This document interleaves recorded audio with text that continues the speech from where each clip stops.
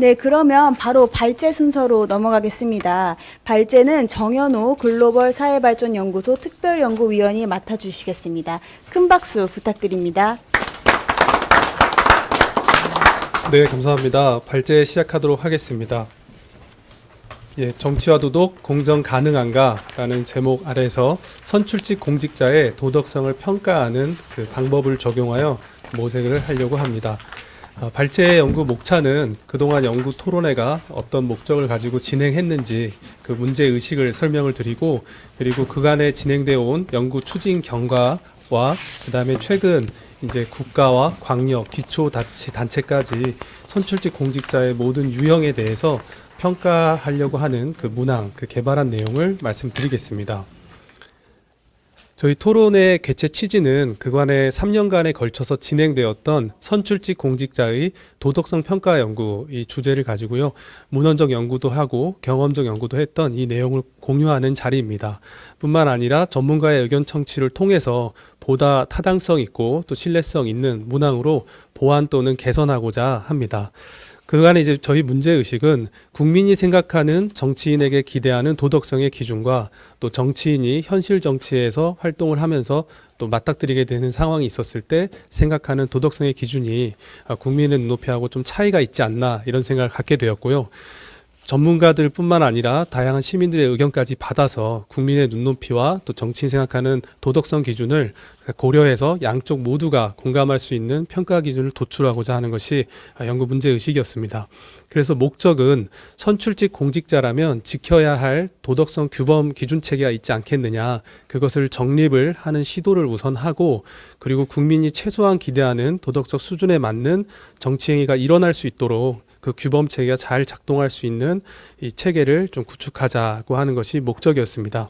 그 추후에는 차세대 정치인들이 덕목을 함양하려 할 때 이러한 기준과 항목들을 잘 참고해서 자신의 덕목을 잘 확립해 나갈 수 있게 하고자 하는 것도 또 하나의 목적입니다. 그래서 앞으로의 목표는 정치인 스스로도 자신을 점검할 때 이 평가 문항을 활용하기도 하고, 또 유권자들이 후보자를 판단할 때 사용되는 여론조사에서도 이 문항들을 잘 활용할 수 있도록 하는 것이 목표를 갖고 있는 것입니다. 그래서 저희는 선출직 유형이 이제 유형별로 나눠진다고 보았습니다. 국회의원과 대통령의 국가 단위와 그리고 광역단체의 의회와 정부, 또 기초단체의 또 의회와 단체장, 요 단위를 나눠서 평가하는 문항을 도출하되 공통으로 적용되는 문항도 찾고, 또 각각의 역할과 책임에 따라서 달라지는 또 덕목도 따로 찾자, 개별 문항을 찾고자 하는 게 세부 목표였습니다. 그래서 향후에는 이 평가할 수 있는 지침서와 매뉴얼을 발간하고자 합니다. 그간의 연구 추진 결과를 말씀드리면 이 1, 2차에 대해서 이제 말씀드리겠습니다. 2019년도에는 앞에 개회사에서 말씀드렸다시피 도덕성 평가의 기준에 대해서 연구를 하였습니다. 미국이나 캐나다, 영국, 뉴질랜드, 독일, 일본, 중국 등의 선출직에 관하여 정리되어 있는 윤리 규범이나 법 규정 등을 찾아서 도덕성 요소를 도출하였습니다. 그리고 2차 년도인 21년도에는 이 경험적 분석을 하기 위해서 도출된 도덕성 요소를 델파이 조사를 통해서 문항을 198개에서 48개로 압축을 하였습니다. 그리고 또 48개를 시민 여론조사를 받아서 다시 6개로 압축하고 대통령 후보자에 대해 적용을 해보는 실험을 하였습니다. 그리고 올해 진행되는 연구에서는 국가 단위에서 이 평가된 항목이 나름 유용하게 쓰일 수 있다라는 생각을 갖고 국가 단위에서 광역 기초 단위까지 확대해서 공통으로 적용될 문항과 개별로 적용할 문항을 찾는 연구를 이제 지금까지 진행해 왔습니다. 앞에 설명 이미 드렸기 때문에 이걸 간단하게 좀 넘어가겠습니다. 평가 기준을 탐색할 때는 너무 서구로도 치우치지 않도록 하기 위해서 동양의 문항도 찾아봤고, 대한민국 정치 역사의 과거서부터 현재까지 전후좌우를 다 살펴보았고요. 또 뿐만 아니라 미래 사회에 30년 뒤 미래 사회가 된다면 그때는 어떤 도덕성이 더 요구될 거냐에 대한 내용까지 담아서 과거 미래까지 담아봤습니다. 그리고 동서양의 공통되는 리더십이나 도덕성도 참고해보고 법령을 분석해서 도출한 것이 6대 기본 가치 체계였습니다. 그게 198개였었습니다. 그래서 2차 년도에 좀 세부적인 연구 진행 과정들을 좀 설명드려보면, 대통령이나 국회의원들이 법률에 의해서 의무적으로 수행해야 할 의무사항들을 좀 살펴보면서 의무를 통해서 찾는 도덕성 문항도 살펴보았고, 또 고위공직자가 임명이 될 때 자기 스스로 자가평가하는 검증 문항 198개 질문 문항도 살펴보고, 또 고위공직자 임명될 때 예비후보 사전 질문지 이것도 한 190개를 살펴보고, 또 그동안 역대 인사청문회에서 이제 의혹이 되었던 내용도 정리를 하였습니다. 그리고 언론계에서 그간의 인사청문회에서 의혹이 나왔던 것들을 17개로 분류한 것을 살펴보았는데, 그 내용도 정리해 본 결과 6대 의혹 정도로 도출된다는 것을 이제 보았습니다. 그리고 이 도출한 내용을 가지고 처음엔 국가 단위에만 델파이 조사를 실행했습니다. 그때는 헌정에 소속된 의원님들 이제 30여 명, 그리고 국회 보좌진 여야 30명, 그리고 학계 전문가 15명 이렇게 정리를 해서 델파이 조사를 받고, 그때 도출된 6개 문항을 찾아냈습니다. 그리고 이것이 바르게 찾아진 건지 다시 한번 비교 검토를 해보기 위해서 시민 300명 대상으로 온라인 예비 조사를 진행했습니다. 그때 나왔던 결과들을 좀 두루 다 살펴서 마지막 최종적으로 도출한 게 6개의 문항이었고, 이 문항을 가지고 대통령 후보를 평가하였던 것이었습니다. 그래서 올해 이제 진행되는 연구는 어떠한 과정을 통해서 진행했는지 말씀을 좀 드리겠습니다. 1, 2차 연구를 다시 한번 전반적으로 재검토를 이제 했고요. 그리고 다시 젊은 사람들의 시각을 참고해서 문항 검토를 다시 한번 해봤습니다. 청년 정치인이나 활동가들의 FGI를 거쳐서 48개 문항을 조금 더 조절을 했습니다. 그 결과 42개 문항으로 압축이 되었고, 이 문항을 가지고 다시 한번 헌정회 및 전문가분께 22명께 델파이 자문을 받았고, 광역자치단체 단위에서 이제 의원과 시도지사 16분, 그리고 기초단체에서 또 의원과 시군구청장님 16분에게 델파이 자문을 이제 받았습니다. 그 결과 공통된 문항과 개별 문항을 찾을 수 있었습니다. 그거에 대한 내용들을 이제 좀 설명을 하겠습니다. 문항 재검토를 할 때 청년 정치인, 연구자, 또 활동가 분들이 자문을 총 7번에 걸쳐서 해줬고, 젊은이 시선에서 보기엔 앞으로 이 문항이 사용된다 하면 무엇이 맞냐 틀리냐에 대한 의견을 좀 주었습니다. 그 문항 검토를 거쳤고, 그때 문항 검토를 하게 된 것이 나눠드린 자료에 있듯이 총 6대 범주이고 42개의 문항이었습니다. 6대 범주의 대범주로 일단 국가의식부터 쭉 나눴고, 그 국가의식 하위에 들어가면 또 소범주로 한 3개에서 4개 정도 범주를 추가했습니다. 그리고 그 소범주에 해당하는 구체적인 실천에 관한 내용이나 인지에 관한 내용이나 이제 도덕적 감정에 대한 내용들을 묻는 세부 문항들을 개발하였습니다.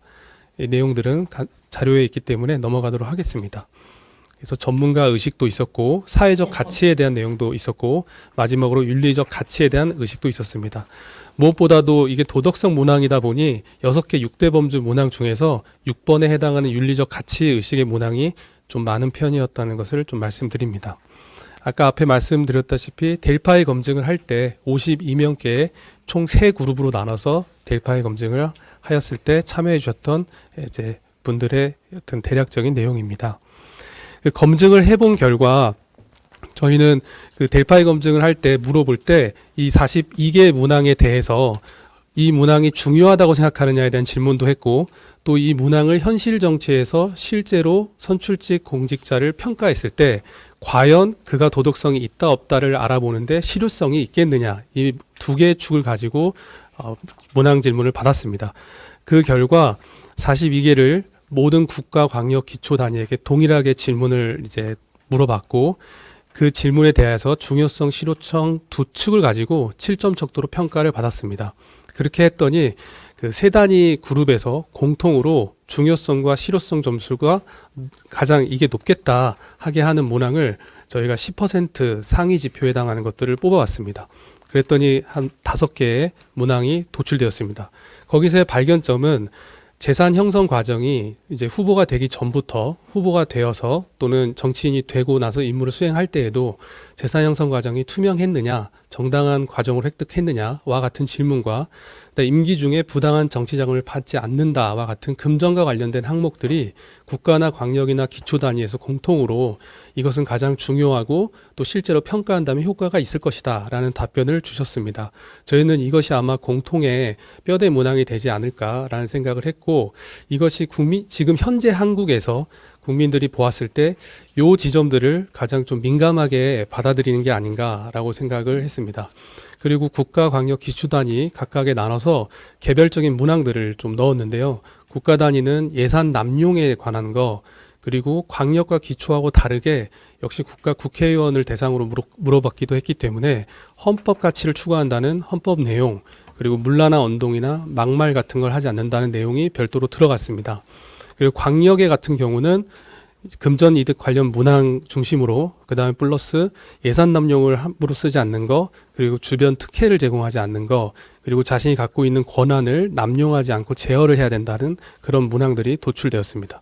기초 단위로 내려가면 금전 관련 이득 문항 플러스 특혜를 주변인에게 제공하지 않는 것, 그리고 자신의 직위를 이용해서 얻게 된 비밀을 가지고 사익을 추구하지 않는다, 이런 거였고, 또 지역 주민들을 위한 복리 증진과 또 국민 안전 보호에 신경 써라, 이런 내용들이 있었습니다. 그 내용이 이제 요약된 표가 지금 제시되고 있는 이 표입니다. 약간 빨간색으로 되어 있는 게 국가, 광역, 기초단위 공통으로 요구되었던 도출된 문항이고요. 저 노란색으로 표시되어 있는 게 국가와 광역 단위가 비슷하게 뽑았던 이제 문항입니다. 그 국가와 광역 비슷하게 뽑았던 문항은 예산 남용 부분에 대한 내용들이 좀 들어갔다는 점입니다. 그리고 국가 단위는 역시 뭐 헌법이나 문란한 운동들이 들어갔습니다. 기초 단위 쪽을 보시면 광역과 기초 단위가 공통으로 좀 뽑은 문항이 녹색으로 표시된 문항이었습니다. 그리고 그 외에는 흰색으로 표시된 건 각자의 문항에 해당했습니다. 저희가 발견하려고 했던 거는 과연 공통으로 적용되는 문항이 있을까, 그리고 각 직책과 역할에 따라서 아마 요구되는 덕목은 다르지 않을까라는 의문이었는데, 역시 경험적으로 조사를 해본 결과 저희가 생각했던 것과 비슷한 결과물이 나왔습니다. 이제 이 5개 문항을 가지고 만약 국가, 광역, 기초 단위에 각각에게 평가 문항을 적용한다면 어떤 문항을 가지고 평가를 할 수 있게 하겠는가 했을 때 5개 문항은 좀 부족하다고 생각해서 각각의 10개 문항씩을 채웠습니다. 아까 앞에는 최대 탑 5위에 해당하는 5개에 해당하는 문항을 뽑았다면 6위에서 10위에 해당하는 문항들 중에서도 몇 개를 선별하고 전문가와 또 청년 FGI들을 통해서 좀 중요하다고 요구되는 덕목들을 깊이 있는 토론을 통해서 선별을 하였습니다.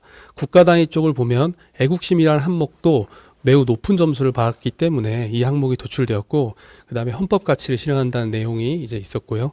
그 다음에 3-1-1 같이 개인의 이익보다 공동체 이익을 추구한다와 같은 문항이 추가되었습니다. 그리고 문란한 운동하지 않는다, 이런 건 그대로였고요. 5-1-2와 같이 사회적 분열을 포용으로 극복한다와 같은 내용들이 추가되었습니다. 아무래도 사회적 분열이 심하다 보니 통합돼야 하는 내용, 이런 게 들어갔습니다. 광역 단위 쪽으로 넘어가게 되면 1, 3, 1 같이 다른 사람의 의견을 주의 깊게 청취하고 반영하려 하는 그런 노력이 좀 중요하지 않겠나 해서 이렇게 뽑히게 되었습니다. 그리고 그 외에는 앞에 문항과 비슷했고, 마찬가지로 5-1-1과 같이 사회적 약자를 배려한다, 이런 문항들이 추가가 되고, 정책적 결정과 행동의 결과에 대해서 책임을 진다와 같은 문항들도 또 중요하게 생각되어서 여기에 넣게 되었습니다.